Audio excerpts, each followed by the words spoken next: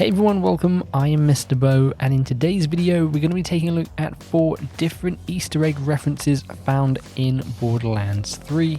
We have one to do with Downton Abbey, we have one to do with Stranger Things, we have one to do with the film Psycho, and we also have one to do with the show Rick and Morty. Before we get to those though, if you do enjoy the video, be sure to click the like button, feel free to subscribe for more gaming content and coverage, and if you do, also tap that bell icon. So let's start off with the Downton Abbey Easter egg or reference in Borderlands 3. Now I definitely didn't think I'd ever be talking about Downton Abbey on YouTube, but here we are. So in order to find this Easter egg, you need to go to the Droughts. Now this can be found as a rare enemy for Sir Hammerlock's hunts, or you can just go to this location and hopefully it will spawn for you, but you need to head to the Droughts and you need to head to this location here, as you can see. Now when you head down there, you will see the Lavender Crawley spawn, which is a reference to Downton Abbey, and when you kill it, it will then spawn into 2 more Crawleys, each with a different name again from the show, and again if you kill those, they will spawn into another set of Crawleys with different names. And if you take a close look, some of these are wearing different hats, which obviously again are in reference to the show.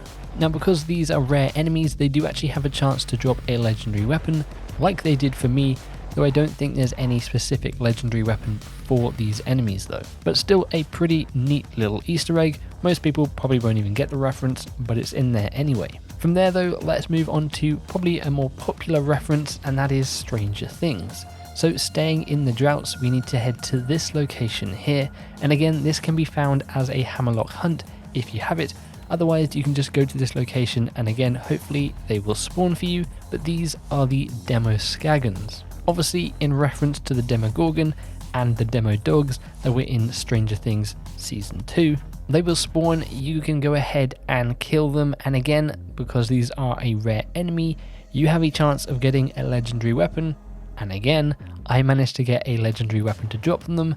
It isn't anything referencing Stranger Things, it's a completely random legendary, but it's still a pretty cool thing, and it's a pretty good place to go and farm legendaries if you want. Now the third Easter egg is a reference to the film Psycho, and again this is a Hammerlock hunt, but this enemy can spawn there anyway, so instead of going to Pandora this time, we want to actually go to Promethea.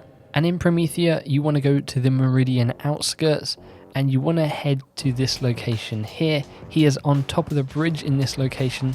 So if you're a little bit confused, you get to this location, you're like, where do I go? You need to climb up the ladders onto the top of the bridge, and once you've killed a few different enemies, you will find Borman Nates, which again is a reference to Norman Bates from Psycho.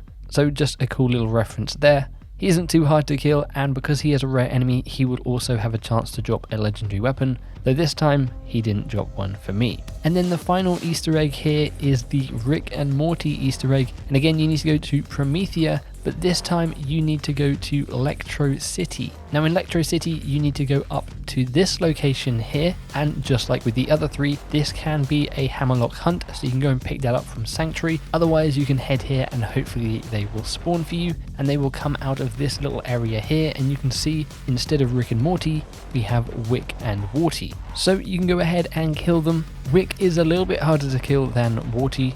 Wick teleports around and is pretty hard to shoot, but once you do, again, they have a chance of dropping legendary weapons just like the rest of these. Now I'm sure there's probably even more Easter eggs and references in future Hammerlock hunts, and if there are, then I'll be sure to put a few of those together and put them in another video like this. Let me know if you found any more references or Easter eggs in the game, and maybe you've killed one of these enemies and they've dropped for you a really cool piece of gear. Well, let me know in the comments below. If you enjoyed this video, click the like button. If you are new around here, feel free to subscribe for more gaming content and coverage. And thanks very much for hanging out with me. I do appreciate it. And hopefully I'll catch you in the next one. Bye bye.